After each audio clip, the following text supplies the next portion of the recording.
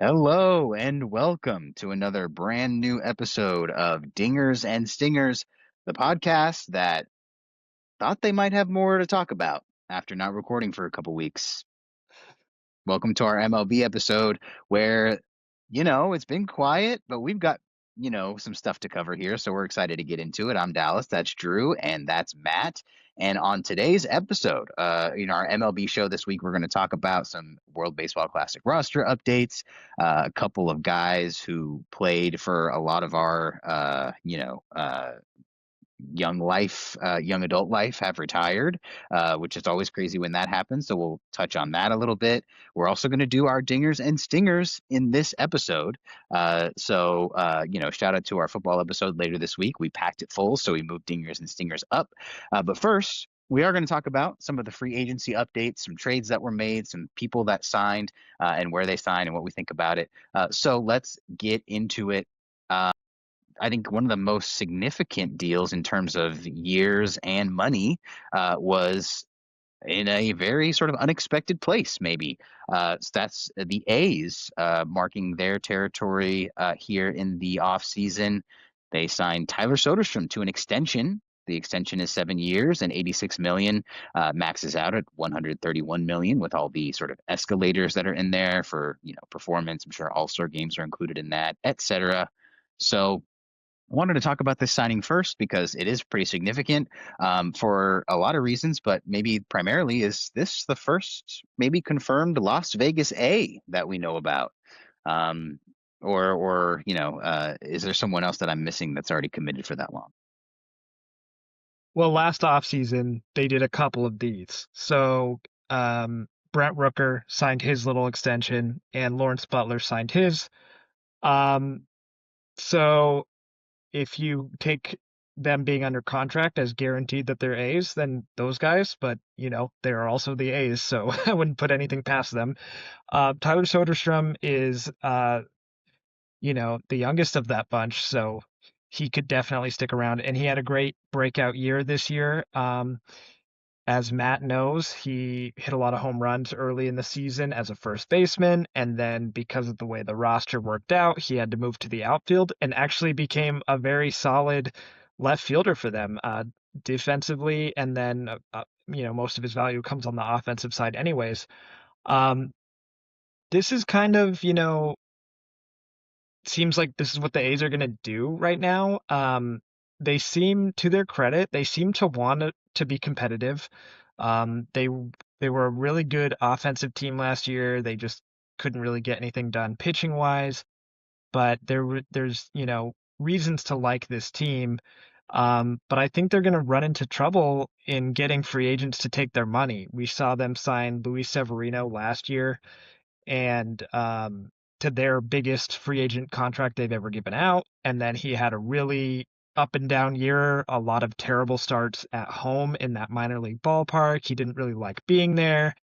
And I think we're going to see that, right? I think there's going to be a tax the A's have to pay if they want a free agent to sign there, with another year in the minor league park, or it's like another 2 years in a minor league park. And um, so they're they're taking what they have in house and they're handing out money on extensions. I think it's not a bad path forward, and you can kind of see this young core of the A's being built.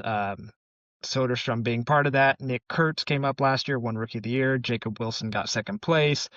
These are all building blocks. They just need to get some pitching in there. Yeah, I mean this is excellent for the A's, right? Everyone's big complaint with a number of these teams is they are not spending, and chief among them for many years has been, the A's. We'll get to them, the Pirates, the Marlins. I mean, there's a number of these teams who really just don't spend money, despite the fact that they have it. And I think because of the big move and leaving the Bay Area and everything, this one has kind of been magnified a lot. And obviously, like Moneyball, it just feels like they've been in the spotlight for a long time in regards to the topic of not spending.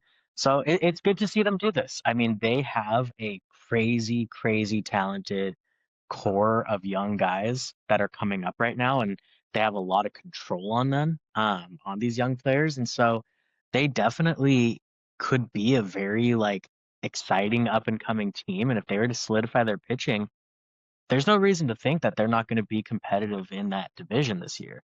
And it's the Mariners are probably still going to be good if their pitching stays, at or above what they were this year.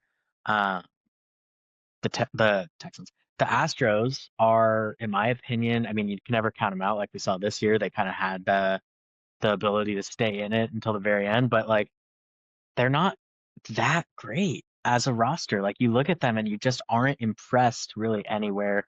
The Angels, I'll let Dallas take, and then the Rangers, who seem to be trying to sell off and kind of retool that team a little bit.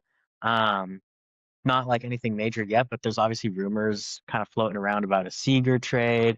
They let Adolis Garcia go, just by, he had down years. But yeah, it's exciting. At the end of the day, I think Tyler Soderstrom is a really awesome dude as far as like, his ability to play baseball. Won't be drafting him this year in our home run draft though. That feels risky. Fool me once, as they say. Yeah, they're gonna move him back to catcher. Like, yeah. Well, I mean, yeah, take the Angels. Please, somebody. No, that's old. That's an old joke. All right.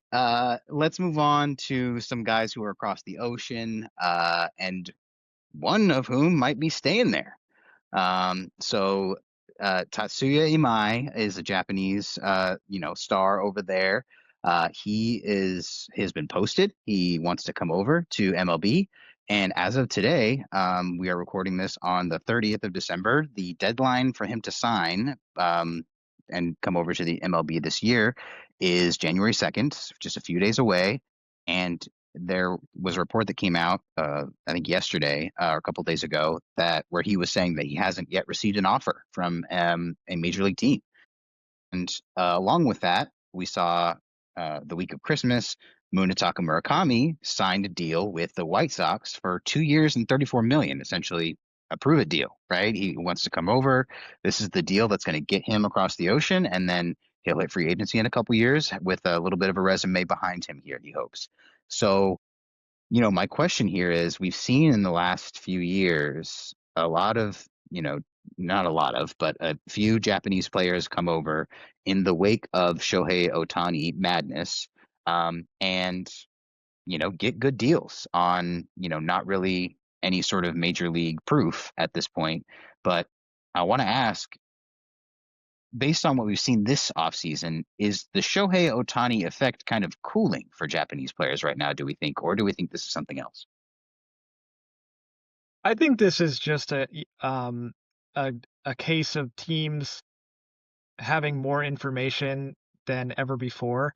And I know it's kind of difficult for us fans to get all the same stats and data that we get about MLB players for the Japanese players coming over, but I think this is a case where Shohei Ohtani, he's obviously a unicorn. He's the best player we have right now.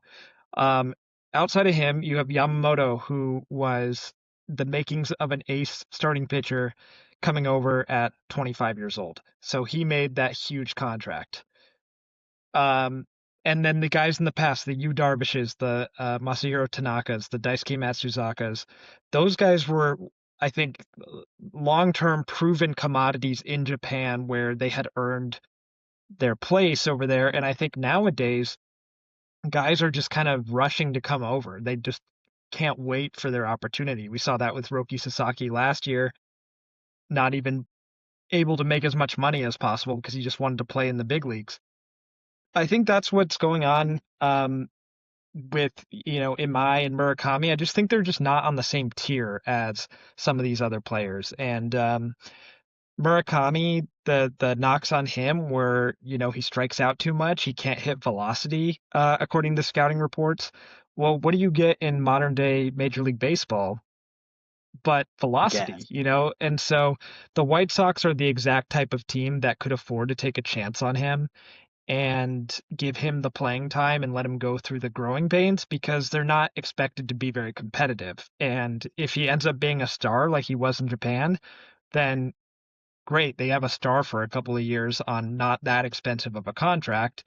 And then for Murakami, if he is a star, he'll get that big contract. He'll only be 27 in a couple of years. So that kind of made sense to me in terms of, a team like, the Padres or the Red Sox. We can't afford to give room for the lumps that it might take to adjust to major league pitching.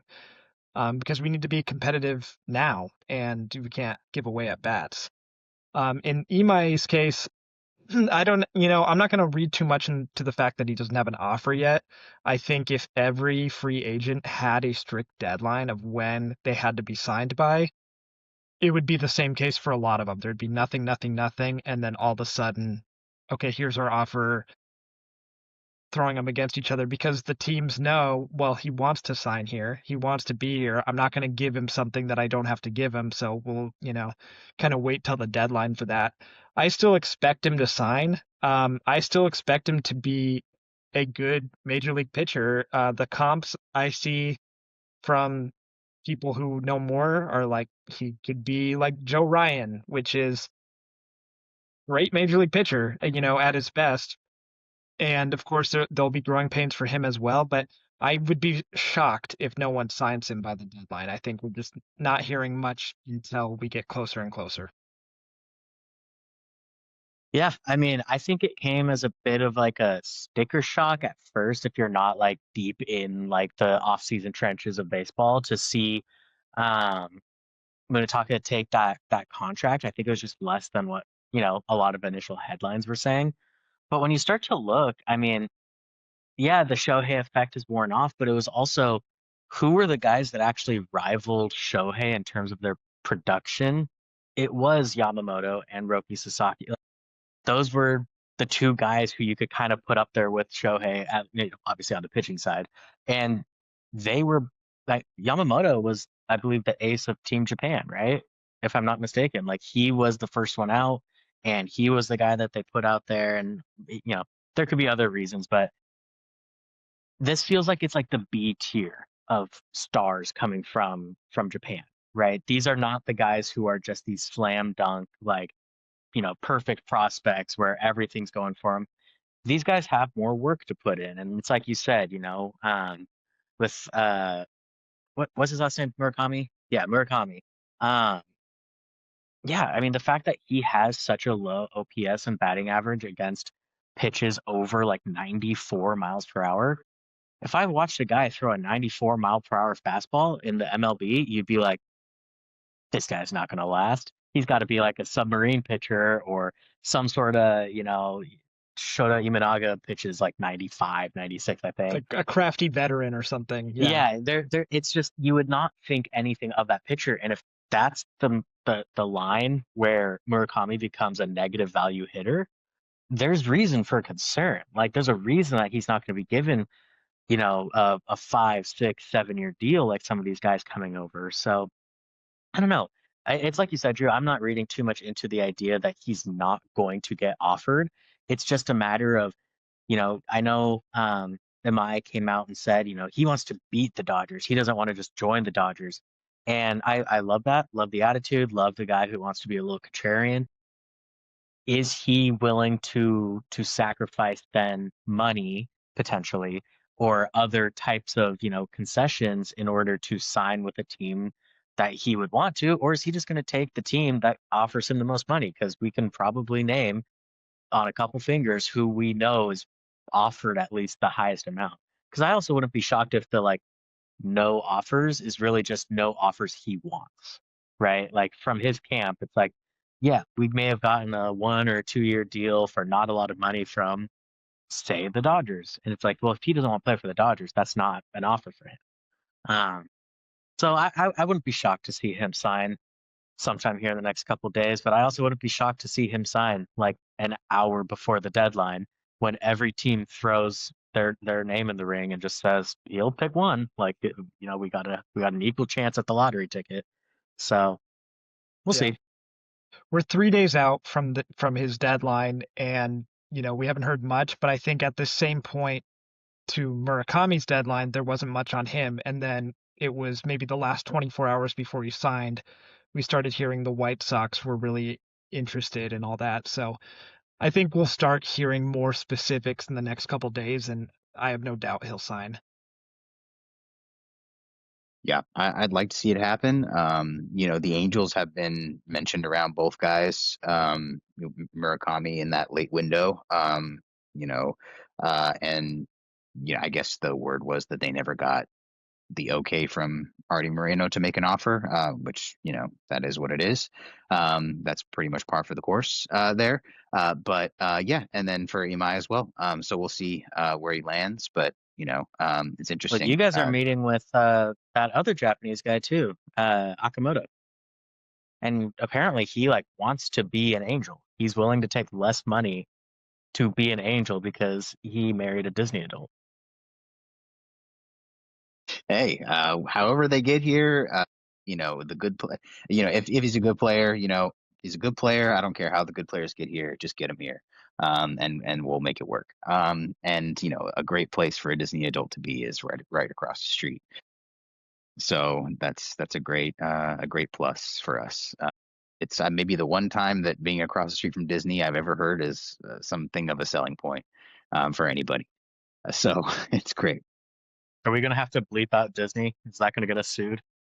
Oh yeah, we'll see. But I love the Mickey Mouse statue from the All-Star game in 2002.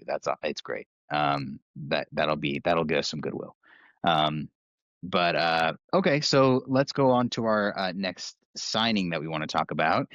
This is another good one for a team that we haven't heard much from as far as like adding players. The Pirates made a move and they signed Ryan O'Hearn. So this is a 2-year, $29 million deal. The first multi-year free agent signing for the Pirates since 2016 is what we heard about that, which is pretty awesome. 2 years. Yeah, yeah. And so, describe how you see the Pirates' approach to this offseason. We've heard them mentioned a couple times in conversations around players who signed elsewhere, but this is one of the first times we're hearing them get someone over. Yeah. And I'll let Matt talk more about the specifics of Ryan O'Hearn, as he got more familiar with him last year. But in general, I mean, we saw the Pirates submitted an offer for Kyle Schwarber. Now, was it anywhere close to the winning offer? I don't think so. We heard they were in on Josh Naylor before he went back to the Mariners. So clearly they wanted, a left-handed bat who could maybe play first base, DH, corner outfield, that type of thing. And they got that with Ryan O'Hearn. They also made a trade for Brandon Lau, which I thought was a nice move for them. They gave up, from their pitching depth, which is clearly their strength, and they were able to get Brandon Lau into their lineup. So already a couple of bats who are easily in the top 4 in their lineup. That's great for them. I'm glad to see them try to improve the lineup around guys like Paul Skeens and Jared Jones and Mitch Keller and all that. Are these guys the top tier available in free agency or in the trade market? I don't know. Obviously not really. In Ryan O'Hearn's case, I mean, he's a solid player, but compared to the likes of a Schwarber, he's not necessarily in the same ballpark. But anything to improve this lineup is going to get a thumbs up from me. It's just, when are you really going to go the extra mile? Because a 2-year deal is not the extra mile to me. And I'm sure there was probably more competitive teams that viewed Ryan O'Hearn as like a platoon partner, and maybe in Pittsburgh he can be more of an everyday type of player. And then Brandon Lau is on the last year of his deal, so like you got better for this year, but I want to see more, because Paul Skeens is still very young and still here for a while, and those trade rumors are just going to get louder and louder every time the Pirates fall short of contention. And I worry that these moves aren't enough, but I do like that they're at least kind of going for it, you know? Yeah, 100%. And I mean, are these the guys that move the needle and now the Pirates are some favorite? No, of course not. Like they'll have good pitching this year and they're going to be improved, which is I think what people at least want to see. And we hear about them offering Kyle Schwarber, and we hear about them being competitive this offseason in ways that they haven't really been. Um, and I think a lot of that comes down to like, do players actually want to go play there? And a lot of that starts with building something of a competitive team, right? And Ryan O'Hearn is kind of a late bloomer when it comes to his career. You're not going to offer a guy who's already 32 some like massive deal unless I don't know. Maybe I'm being short-sighted because I'm pretty sure we kind of did that with Xander Bogaerts. But it's one of those things. I'm like with Ryan O'Hearn. I mean, he is actually like if you looked at his like Savant page, he's a really good defender. And I don't think that's the part of his game that people talk about. But he was one of the better defensive first basemen, and yes, I understand first base, but like one of the better defensive first basemen in all of baseball last year. And if you look at his last 3 years as like an offensive profile, I mean, his lowest OPS was a 761, so solid. But then the other 2 years, he's been above 800. And when you look at the Pirates and their team OPS, and you look at what their lineup was, and before he got sent off to Toronto, they had Isaiah Kiner-Falefa batting sometimes in their top four. Like they were batting him one or two at times, and the only offensive anything they had was a quadrillion-year-old what's his name uh, McCutcheon. uh, Andrew McCutcheon, and O'Neal Cruz.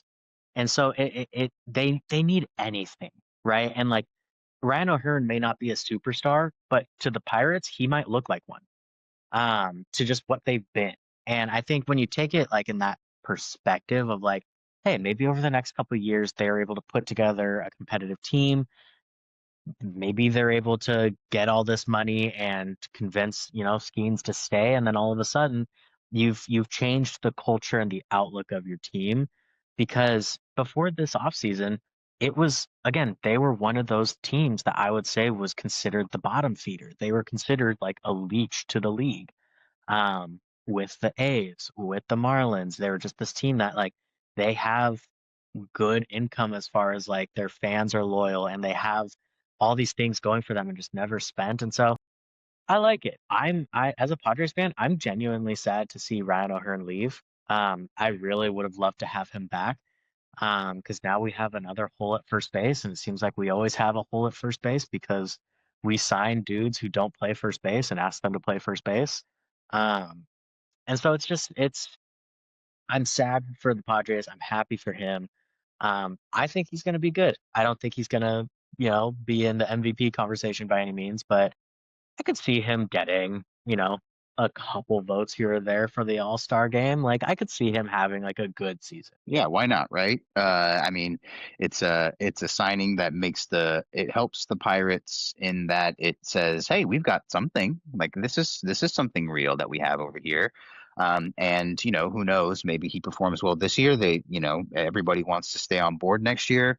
And he can be used as a piece to say, hey, we're the Pirates and we've still got this thing over here, and he wants to stay and he thinks things are going well. So why wouldn't you think things are going well, potential free agent?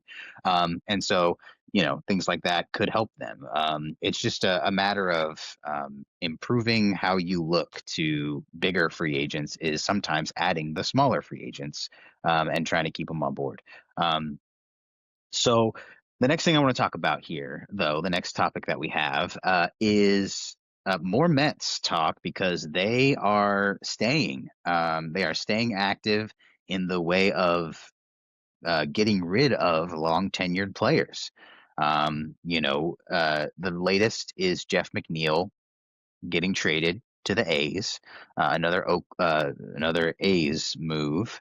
And so another long time another guy when you think of him, he's wearing a Mets uniform, right? Not the first guy this offseason to leave the Mets for whom that's the case. So we've talked about the Mets a little bit already. They've added Devin Williams. They've subtracted a few guys who have been contributors. They've also added Marcus Semien. So the Jeff McNeil trade to the A's, my question is just why do this right now? What do we think the plan is here? Yeah, the Mets are just confusing me, I think, right now.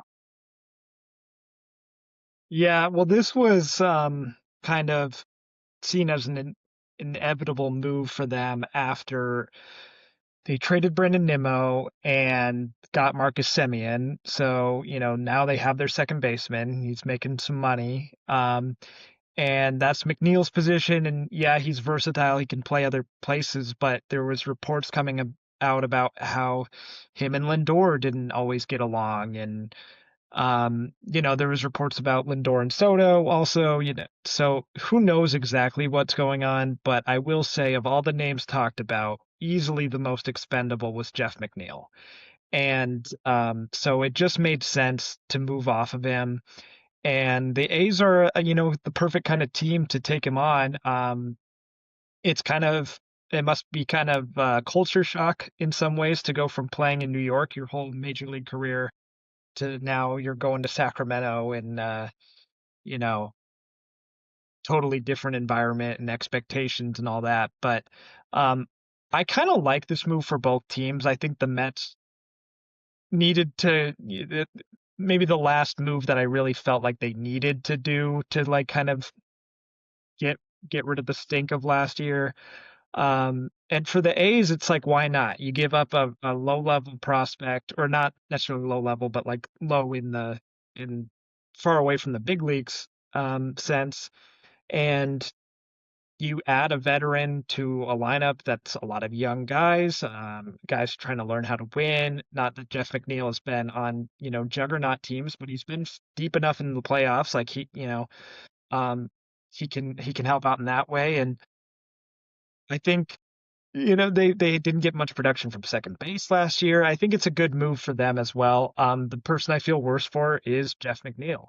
Even though we can kind of squint and see the A's being competitive next year, it's the end of an era, and the Mets are really indicating that they're ready to move on and hopefully in a more successful direction. Yeah, I mean, the Mets they had their magic little run, was it 2 years ago now? And it's one of those things when you've kept a core together for so long and continuously experienced disappointment and heartbreak. I think you could ask a lot of Phillies fans this, and it might be similar sentiments of like your view of your core might start to shift if the expectation every year is championship and they continuously fall short. Um, it's everyone has a certain amount of leash, even if it's long, because you've been with the team forever, whatever it is. Everyone's got a leash, and at the end of the day, I think it's like you said, it's a changing of the guard. They're bringing in a lot of new blood, and they're trying to keep this team competitive. I mean, you can see the Mets are literally just doing replacements. Like they're not going out and making. Last year they went out and pursued Soto and all that. This year, it's like, okay, we're losing Edwin Diaz, so we're gonna go get Devin Williams. Okay, we're losing our second baseman. We're gonna trade away Jeff McNeil. Let's bring in Marcus Semien. And so there's like direct replacement level stuff happening. Um, and so it's a changing of the guard. It's a changing of the culture. And we've talked about Lindor a lot this offseason, and the rumors are still out there, and there's all the talk and whatnot about his trade market. But at the end of the day, like if they're trying to fix a situation and the rumors are that he doesn't get along with Jeff McNeil, you get rid of Jeff McNeil. Like that is the correct move, right? It's not to trade Lindor, it's to trade McNeil. Um, and especially when you have a better replacement for him than you do Lindor. And so yeah, I think, you know, the A's could be good, man. Like they had already a pretty good lineup. They add another quality and veteran bat to that lineup, and especially he probably won't be expected to bat in any high leverage position in that lineup. Um, I imagine he'll be near the bottom of their lineup. And so I like the move for both sides. You can kind of clear up some of that vocal space in the clubhouse for the Mets and maybe let new leadership rise. And on the other side, the A's get a solid veteran, and he's not cheap, and he's also not expensive. He's kind of just this middle of the market guy. Yep, it helps. It helps the A's. It helps the A's field a major league team top to Team. bottom, which is what they want to do in this time frame that they are in.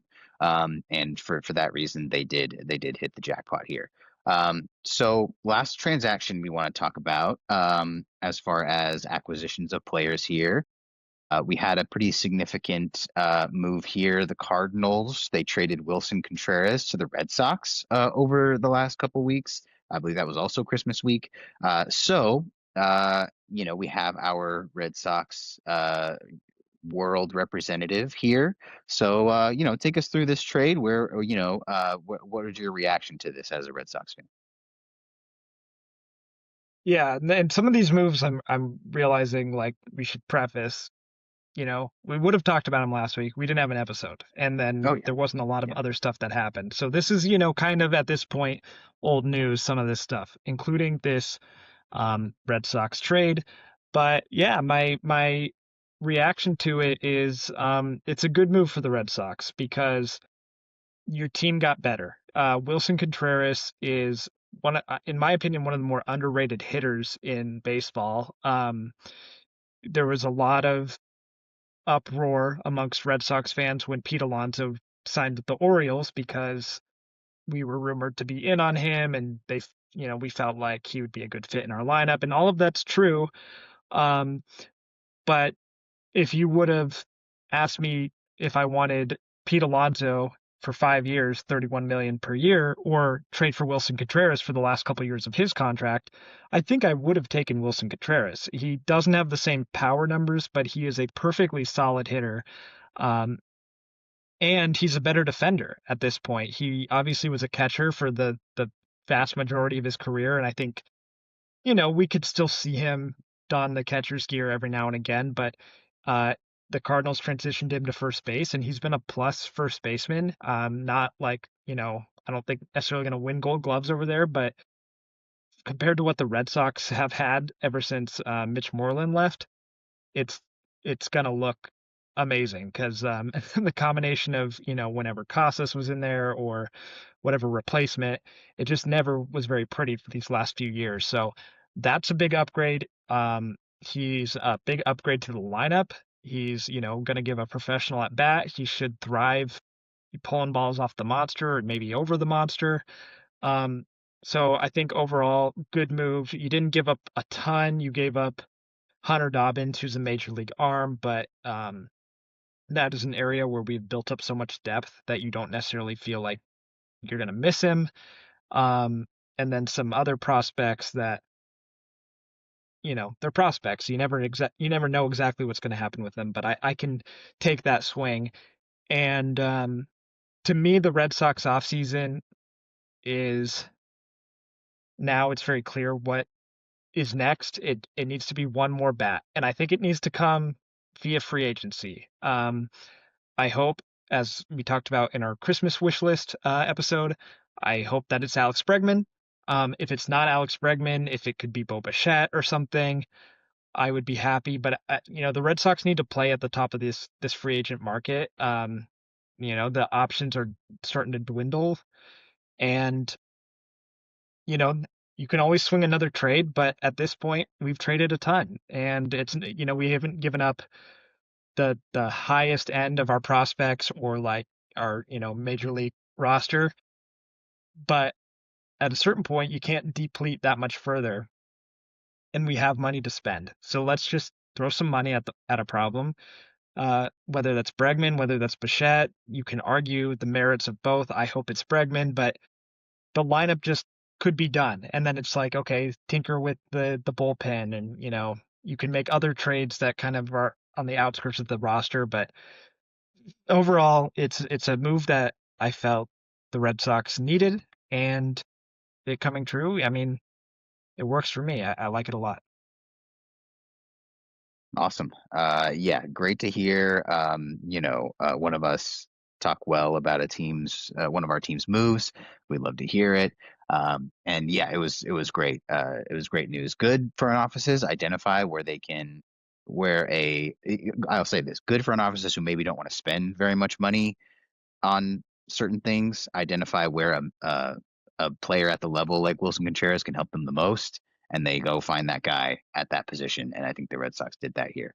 And so a big impact for sort of an okay price.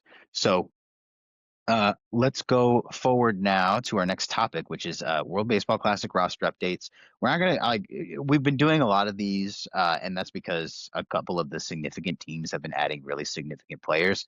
So that's why we're doing this a lot. And Team USA just added the last player for their starting lineup.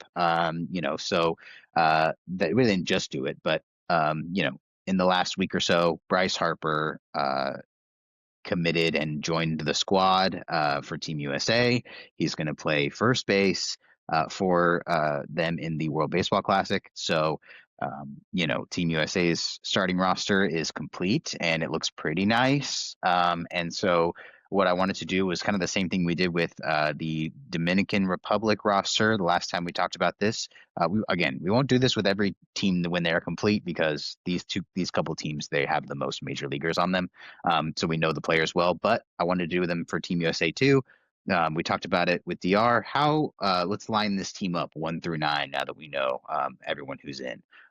So with a team that is truly, packed with stars, how would you guys line them up? We can just kind of talk through 1 through 9 here. Yeah, I mean this lineup is loaded. Any way you look at it, I considered, getting real into the weeds of lefties, righties, balancing it out, what have you. And I realized, first of all, there's going to be so many pitching changes that doesn't really matter. And second of all, these are such good players that it doesn't necessarily matter. But yeah, I tried my hand at it, like we did with DR, and um, it's a stacked lineup. What can I say? I put leadoff DH Kyle Schwarber. I know he kind of stopped doing that with the Phillies, but on this super team, I think he's like the perfect guy up there. Either he'll swat a leadoff home run, get the vibes going, or he'll take a walk, or if he's playing Team Japan, yeah, he might strike out. I don't know. They've got good pitchers over there, but the three true outcome type of guy, but good on base, good power. I think Schwarber should lead off for this team. Do you want to just alternate down the Yeah, line? you want to go? Yeah. Yeah, so I definitely was my initial thought when I saw the rundown was I thought Kyle Schwarber in the leadoff, but then I thought about kind of what I would do if I was managing this team, and I love Kyle Schwarber. He's been in that position a lot, but with how good this lineup is, you also want someone who can run, right? Like I want someone on the bases who can run. Uh, my leadoff guy, I'm going with Bobby Witt. I think he makes a lot of sense there. I mean, you're talking about just a dude who's got blazing speed, such a talented bat. And you can say the same things about Corbin Carroll, but at this point in their careers, I almost think Bobby Witt is just a better version and righty version of Corbin Carroll. And so I'm like, yeah, give me Bobby Witt lead off. Yeah, I considered that, and I actually put Bobby Witt as my second hitter, so it's a good transition.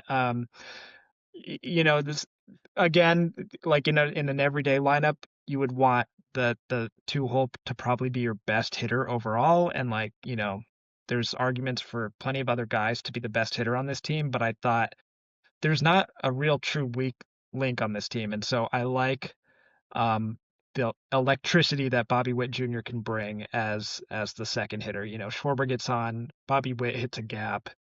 Schwarber might slow him down a little bit. That could be a problem, but Bobby Witt's going to be running this close behind him. Yeah. But yeah, he's a shortstop. He's probably the most exciting player on the team.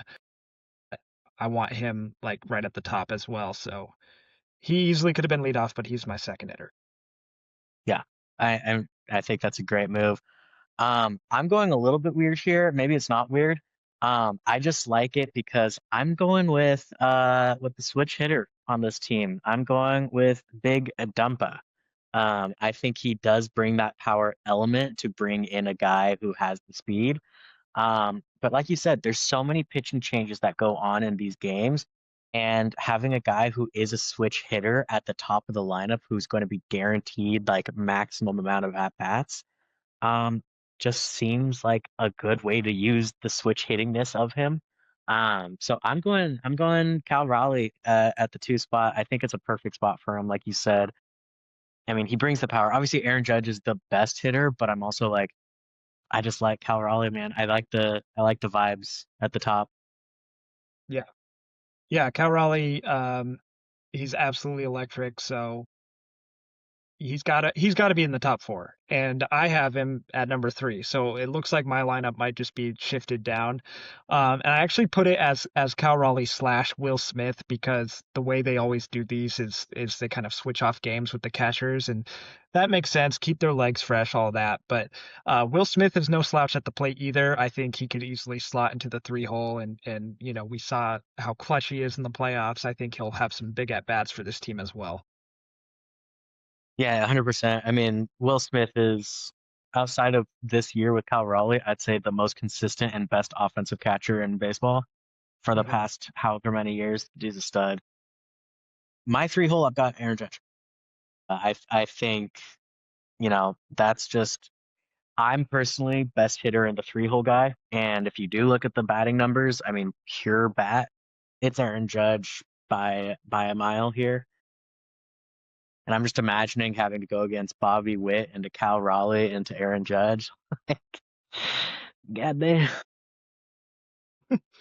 Yeah, and, I'm imagining similar things over here, and the trend continues because Aaron Judge has obviously got to be my 4 hitter. If he wasn't 1, 2, Sure. or 3, he has to be 4. You can't have him lower than that. That would be At the captain, you should have him 9, really. I mean, just for but yeah, I mean, I considered him. I considered him 2. I considered him 3. Um, but I thought, who is the guy like most likely to just hit a home run at any given at bat?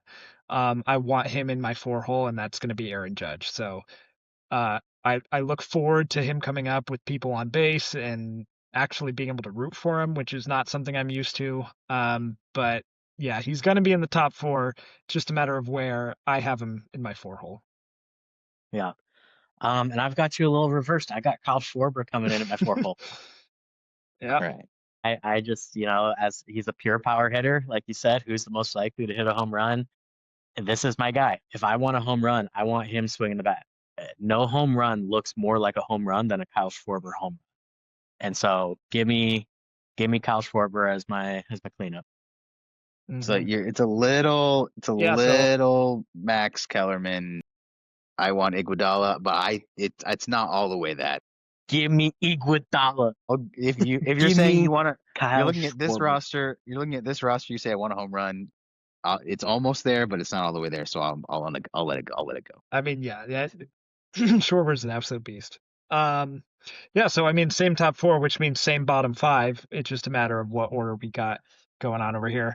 Um, I actually put at my 5 hole, um, who's going to be our third baseman, and I that's just realized what you said. Same top 4 means same bottom 5. Yeah, there's 9 players to choose from. yeah, yep. Um, I really do Uh, the math for uh, us here on this show, but yeah, I'm going with Gunnar Henderson 5th. There's a lot of options here, but I feel like of the guys in the game right now, he is up there as scariest guy to have at the plate when you need an out. Um, he just can launch to all fields. He's a great overall player. He could steal some bags as well. Um, so I think, yeah, him batting right behind Judge, there's just no let up. But yeah, Gunnar Henderson's my 5 hitter. yeah, this is our first match. I think I had Gunnar Henderson 5 as well. I think it makes the most sense.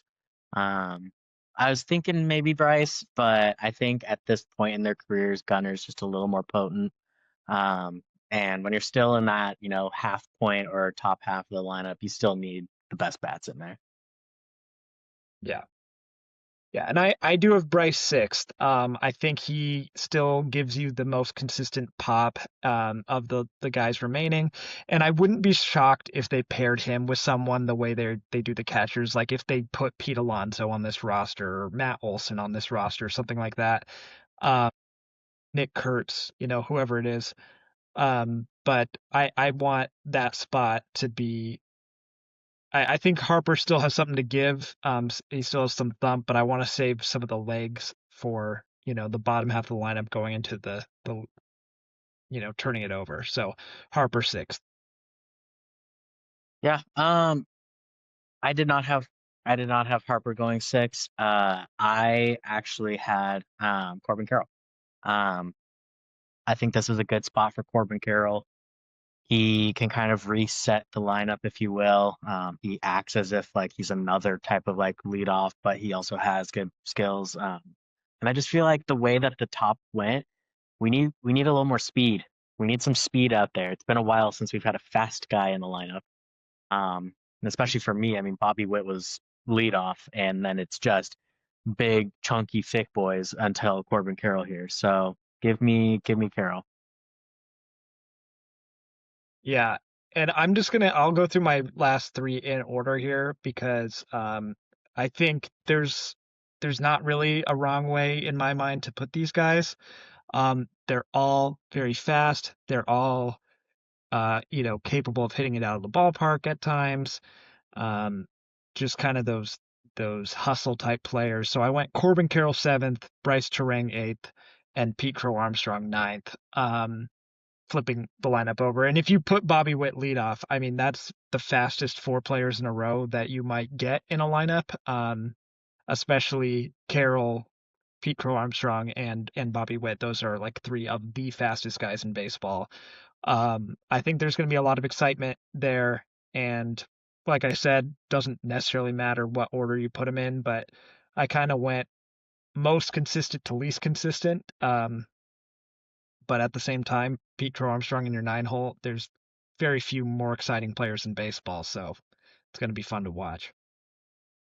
Yeah. Um, I personally fall into the belief that the 7 hole is the worst batter in your lineup. I believe the 8 and the 9 hole, is in terms of the momentum and kind of the rhythm that you're batting in, provide more value, to be honest. And so for me, no slight to him, I'm putting Bryce Terang in my 7 hole.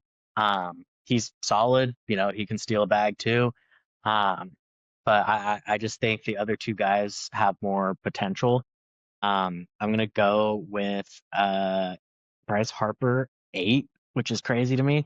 Um, and then Pete Crow Armstrong is my 9. I mean, he is essentially the false leadoff guy, right? Like the 9 hole, you got to get on base and you got to be able to run or be a catcher. Yeah, not bad. I mean, look, this lineup is going to be awesome no matter how they stack it up. But those are two very, very, legitimately good, interesting lineups that you guys could put together. So, yeah, that was awesome. Just hearing all those names strung together, just makes me excited. It's going to be awesome. We're going to have a great WBC.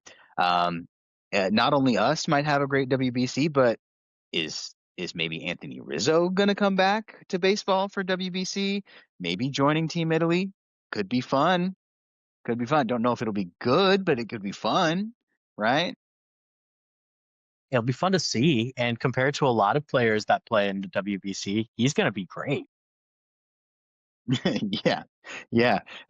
Team Italy, they always try for their they try for their MLBers. Vinny Pasquantino, I believe, played for them last time around, right? And so he might play for them again. I don't know.